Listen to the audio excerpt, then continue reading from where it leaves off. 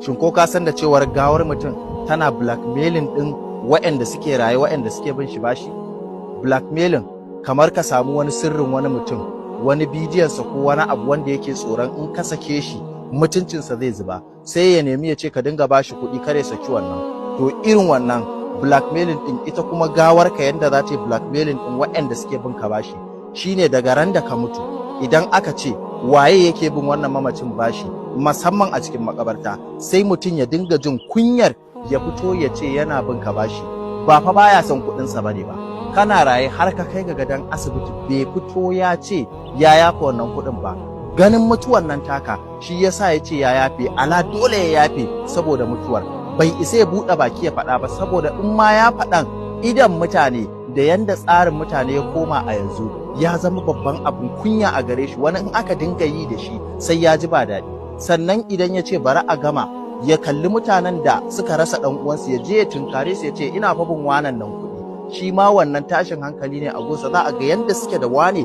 ya zai zo ya mutu ya ce yana bin shi kuɗi, haka zai haƙura yana ji yana gani a zuciyarsa sai ya ce ya yafe. Da za ka tambaye shi ba ai kai kana bin sa kuɗi, ce ma zai ya yafe, ba kuma dan baya son kuɗinsa ba, a'a ta zame masa dole ne. Wannan mutuwar taka ita ta janyo ya zama na dole. Gwara duk yadda za a yi dirrinsi yi kokari ka warware bashin a yanzu, ka warware bashin a yanzu, domin manzon Allah sallallahu alaihi wasallam ya ce da mutum zai mutu ko da shahidi ne, shahidi wanda ya mutu shahidi ne wannan dan aljanna ne. Annabi ya ce na rantse muku da Allah wannan ba zai shiga aljanna ba sai ya biya haƙƙin mutane, sai ya biya haƙƙin da ake bin sa sannan zai shiga wannan aljanna. Manzon Allah sallallahu alaihi wasallam lokacin da zai yi hajjin bankwana, lokacin ya tara mutane ya ce musu ba lallai ne na ƙara shekara a duniyar nan ba, amma ga wasu ababe uku in ji manzon Allah ya ce ku kiyaye su. Ku kiyaye haƙƙin mutuncin ƴan uwanku da jinananku da dukiyoyinsu,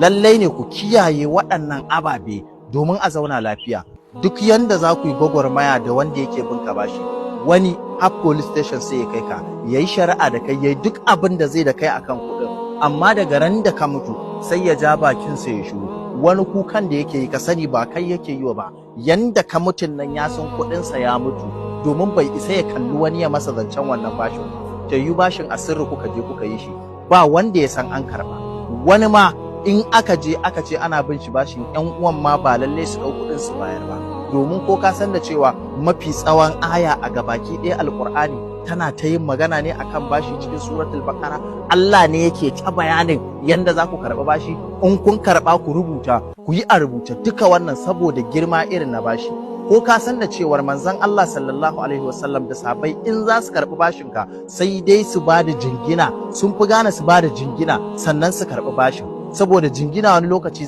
abin zai iya zama naka in har wannan mutumin baya nan kuma bai kawo maka wannan bashin ba. Ko ka san da cewar manzon Allah sallallahu alaihi wasallam har ya bar duniya sulkensa yana hannun Bayahude yayin da ya bashi jingina ya karɓi bashi daga gurin wannan. Duka irin waɗannan abubuwa ana gaya maka su ne saboda ka kiyaye bashi. Bashi yana da haɗarin gaske, za ka iya gamawa da komai lafiya a duniyan nan, ba ka da matsala ta komai, mutumin kirki ka mutu, amma bashi sai ya baka matsala a kabarinka. Mutane mu guji haƙƙin mutane, duk bashin da ake bin mu yi gaggawar warware shi wa mutane, mu yi gaggawar warware duk wata matsala da take tsakaninmu inda ta kuɗi ne, mu bar wasiya, kar mu bari mutum ya zo ya tuba dan dole, tuban da ba dan Allah aka yi shi ba, ala dole aka yi shi dan dai wannan ya riga ya faɗi ya mutu ba yanda aka iya da shi, ba a isa kuma a fito ai magana ba. Kar gawarka ta zo ta yi blackmailing din wanda suke bin ka bashi saboda mutuwarka, su gaza su kalli idan mutane su je su samu ƴan uwanka su ce suna bin su bashi